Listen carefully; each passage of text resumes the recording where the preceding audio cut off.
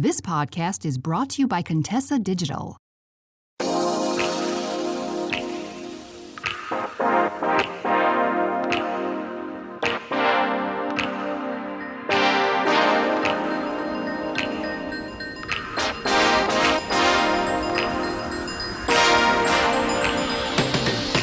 I wanted so badly to be a part of his world that it took me a long time to recognize that I didn't want him.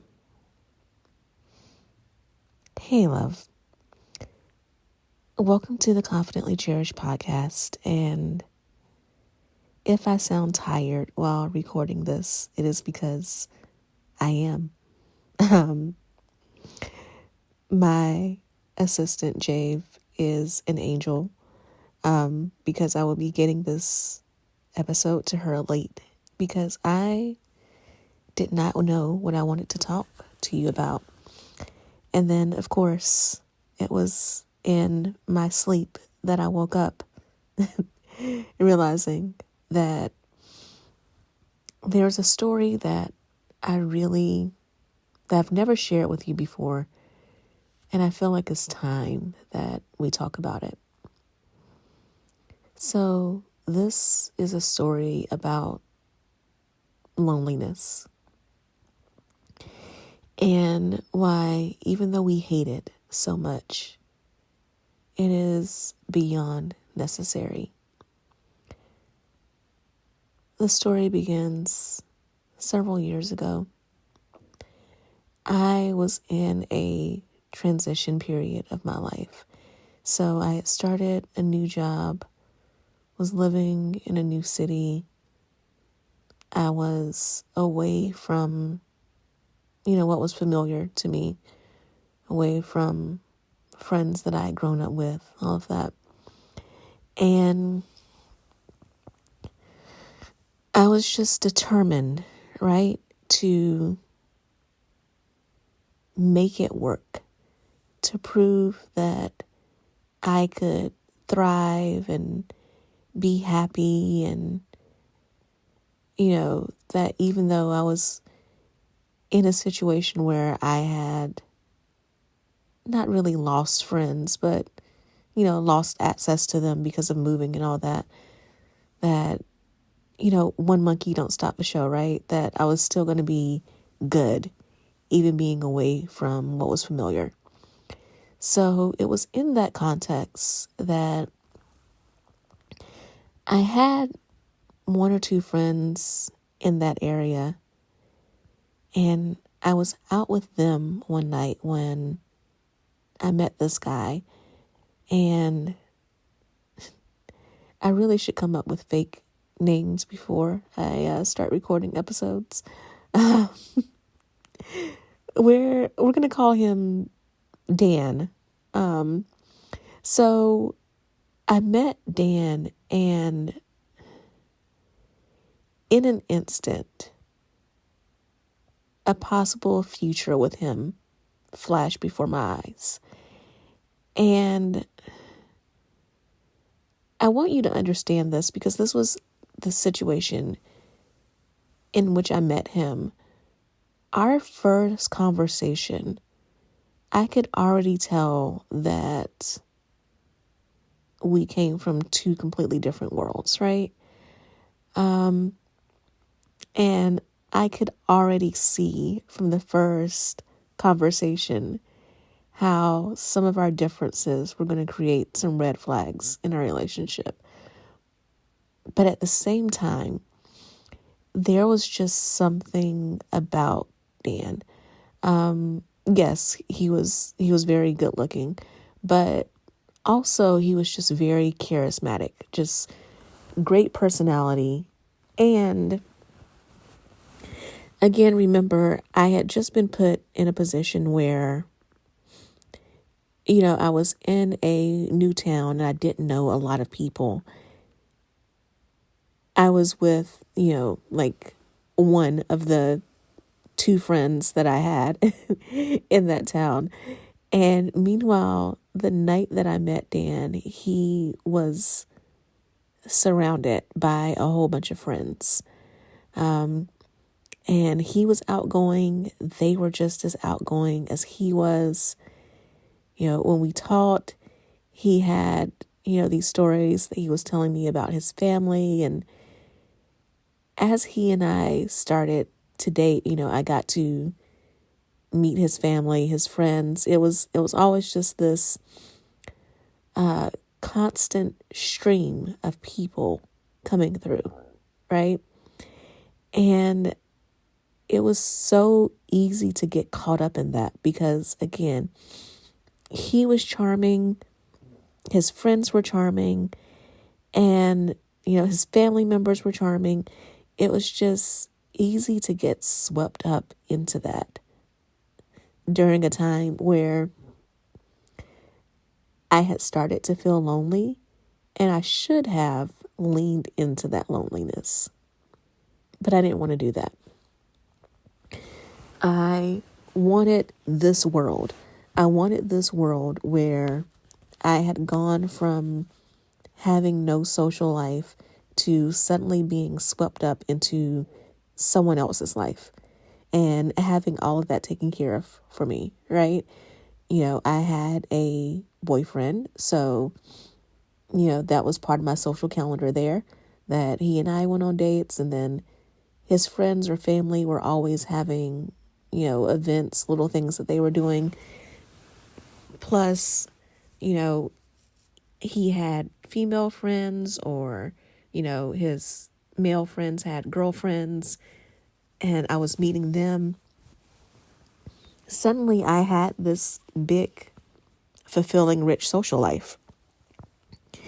And as someone who has always been, one, pretty much an extrovert, and two, someone who was always a serial monogamist.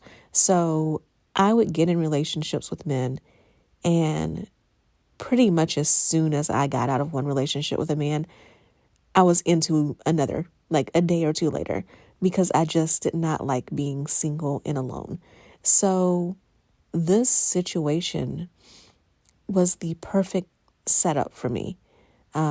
His female relatives liked me, his mom, his sisters, they all liked me and welcomed me. So it was the perfect situation, except for the fact that he and I wanted completely different things out of life. We had different ideas about whether or not I should work and have a career as a woman, whether or not my ambitions were too high. We had different ideas about raising children, and what that would entail, different ideas about where we wanted to live, just all of these different things that one of us, if we had gotten married and stayed together and all of that, one of us would have been incredibly miserable. And I'm pretty sure that person would have been me as the woman, right? And I tried for so long to ignore this inevitability, to ignore the reality of the situation that I was in, because I could not bear the alternative, which was being alone. At some point, my relationship with Dan ended, and it ended because after some time of trying to force things to work, right? Trying to fit a square peg into a round hole, I realized that Dan did not care as much as I did. And it wasn't even about, one person being in love and the other person not. Because the fact is, no, I don't think that Dan was ever in love with me. I think that there were reasons why our relationship was convenient for him as well. But at the same time, again, I was never in love with him. I was in love with the idea of what that relationship would mean. I was in love with the idea of having this family so close when, I was in a different city from my family. And it wasn't until after that relationship ended that the thing that I dreaded so much happened. That relationship ended, and I became the loneliest I had ever been in my entire life. So when Dan and I broke up, it seems like all the other dominoes dropped in my life. The one or two friends I did have in the town that I lived in, they ended up moving. So I no longer had them. I've never lived more than a, say, 3-hour drive from my hometown. But even with that, just circumstances kept coming up where I could not travel home to spend time with my family. And friends that were still living in my hometown at that time were suddenly making the decision to move, right? So, I didn't even have the thought of, okay, well, maybe if this weekend is less busy, I can go see them and hang out with my friends, because they were no longer there. And friends that I did have that were, either in the same town as I was, or they were a close drive away, they were suddenly making big milestones in their lives. So they were getting married or having kids. And, we like to talk about, oh, if a friendship is real, then like those things don't change anything. You'll still make time for each other. You'll still spend time with each other. And to a certain extent, that's true. When you are really committed to your friendship with someone, you'll make it work. At the same time, when a person goes through something life altering, so they get married or they have a baby, even they go back to school, or they make a switch in their career. When a person does these things, their priorities shift, and they have not only different priorities, but a higher number of priorities. So their time has to be split among more things. And even if you are important to this person, you are still now part of a larger split. So just naturally, they're not going to be able to spend as much time with you. So I was dealing with that. And then, again, I was a serial monogamist, right? So that relationship ended, and I told myself it's for the best. I need to be treated better. I need someone who truly values me. And those things were true. But at the same time, when I got out of that relationship, I had the biggest dating drought, and I could not explain it. So up until that point, I had never had an issue with getting in relationships. Again, I would break up with someone and it could be the next day, 2 days later, I would be dating someone else. So, I went out after Dan and I broke up. I went out that weekend. No luck meeting anyone. I did the online dating thing, and, I would have matches on the apps, but it would never go past the app, right? Actually getting someone to text or call me or meet up in person after matching on an app, for some reason just seemed impossible. And in hindsight, I know it wasn't me, right? Because later on in a different season of my life, I tried dating apps again. And my experience was fine, right? I had the same experiences that most women do. I matched with some people that were complete duds, had some terrible dates, but I also met men who were, nice. I met men that I ended up dating for a few weeks or a few months. I had a lot more success, but there was something about this time post Dan where I could not meet a man to save my life. And now I understand why I went through that season. So it was during this period that I was dealing with so much loneliness. And in this period of loneliness, I had a lot of time to think about what it was that I wanted out of life, what I was available for, what I was no longer available for. I had to confront myself. I had to confront the things that I did not like about myself. I had to confront how I got to the point in life that I was in. I had to really ask myself some hard questions. I had to ask myself, why was it that I could not be alone with myself? Why was it that I constantly had to surround myself with people? That I made it a point to be around people who were also surrounded by people?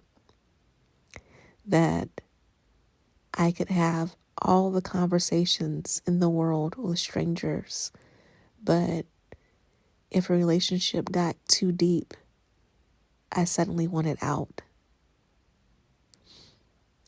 I had to ask myself, why was I so keen on moving, switching cities, switching jobs? In my career field at the time, on the surface, it was a wise decision, but I was more keen on doing that for more than just career ambitions, right? I was a runner. I was a track star, right? I constantly wanted to go and start over and reinvent, give myself the opportunity to be a new person without ever actually learning who I was. And it was in this season of doing this work that I finally learned how to be okay with me. And I don't want it to seem like that's easy, because that time period came with a lot of crying myself to sleep. It came with spending good money on a therapist. It came with having even fewer friends, because just like my relationship with Dan, I realized that I had friendships that were the same way. I was with these friends because, I enjoyed the social life. I enjoyed maybe the status of some of these friends because of, who their families were or what they did for a living, things like that. But that the friendship itself was trash. And that I needed to let go of these people so that I could be a better me. And, I'm not trying to down those people, because I think the situation is mutual, right? I think me not being in their life also benefited them. But, from my perspective, it helped me realizing that I was in friendships for the wrong reason. And I also learned to get very comfortable being by myself. I was talking with my sister not too long ago, and if you know me, I love to travel. And not only do I love to travel, I travel solo. So yes, I go on vacations on a regular basis by myself, without my husband. So my sister and I were talking about my next trip and where I was planning to go and everything. And she was saying that she did not understand how I could travel solo. And that she could never do that herself. The answer to that is that I got really, really comfortable in that period post-Dan, being by myself. Extremely comfortable. Because I had no choice. God made sure that I was blocked at every turn. I tried to connect with friends. They did not have time for me.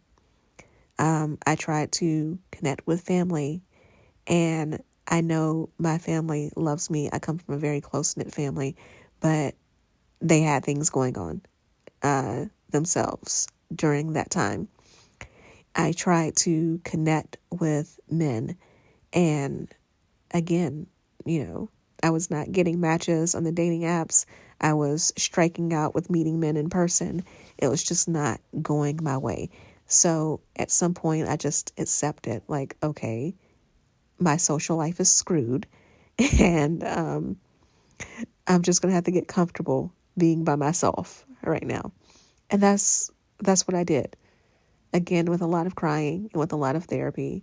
Also, eventually seeing a coach, which ended up planting the seeds for me to become a coach myself. But it was during that period that I finally learned how to enjoy time by myself. I finally learned how to enjoy being alone. I learned how to be alone without being lonely. And that has gotten me so far in life, right? Because from the standpoint of relationships, once I knew that I was good by myself, I wanted a partner, but I no longer needed one. And because I no longer had a need for a partner, I could date with less desperation and more discernment. I could get out there and have relationships knowing that if I went on a date and a man wasn't feeling me, or like I wasn't feeling the situation, it was no big deal. I didn't need to force something to make it work. It just, we didn't connect. That happens. Not just in my romantic relationships, but my friendships. I was able to celebrate my friends having these different milestone seasons in their lives instead of thinking about, what does this mean for how much time they're going to be able to spend with me, right? I was able to truly celebrate them. And I was also able to, again, have discernment to let go of friendships that were not serving me anymore, that were no longer healthy. In my career, in jobs, I was less afraid of letting go. People roll their eyes and think it's hokey when we talk about workplaces being families, or when we talk about shows like The Office where everybody knows each other's business. But the fact is that happens in workplaces. And even in a workplace you don't like, even in a workplace where you're not buddy or family with everyone, you normally still have one or two people that you connect with. And those connections can sometimes hold you back.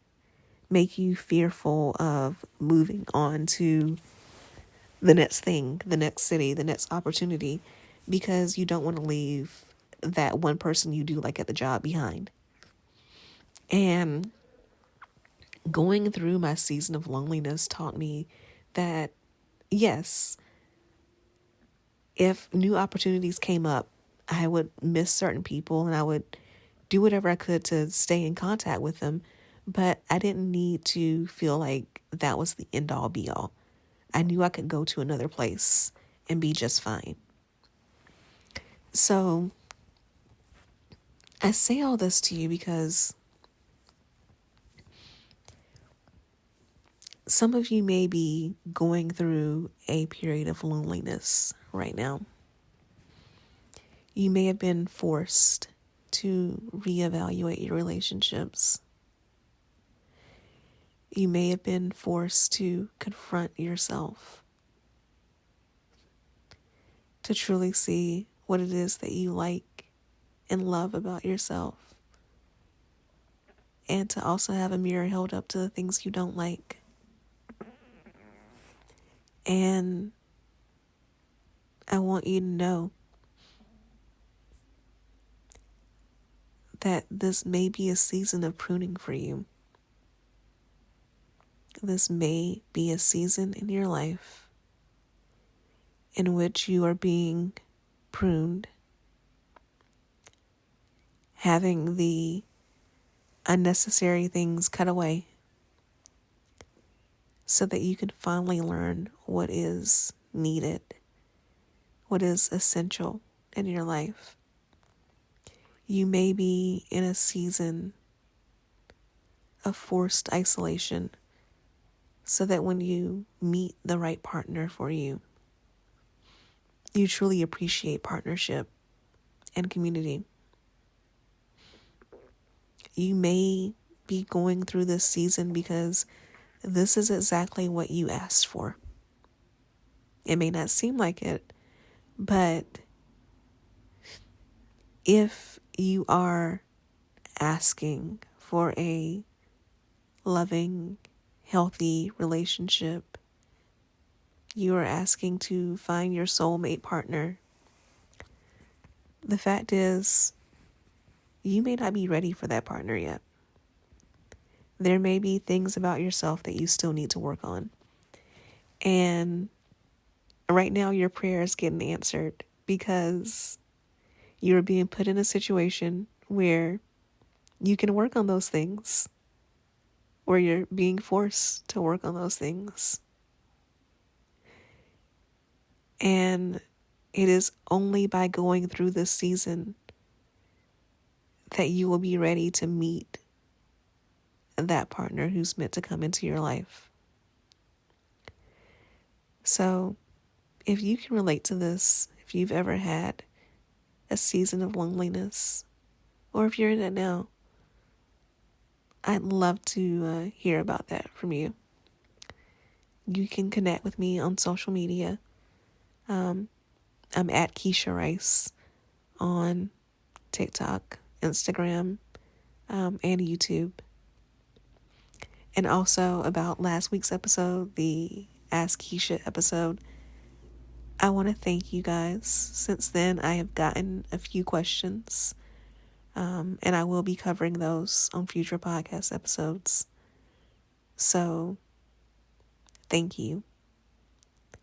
I look forward to connecting with you and also helping you feel a little less lonely on this journey. Love you. Talk to you soon. Bye. Hey there. So you made it all the way to the end of the episode, which means I have two things to say. One, thank you so much. I truly appreciate it. And two, you like me. You really like me. So I would appreciate it if you would show that like by subscribing to this podcast so that more people can hear about it and enjoy it as much as you do. And if you want to know more about any of the links that I mentioned on this episode or any guests that I've had, be sure to go to KeshiaRice.com/links. That's KeshiaRice.com/links. I can't wait to talk to you again in the next episode. So see you then.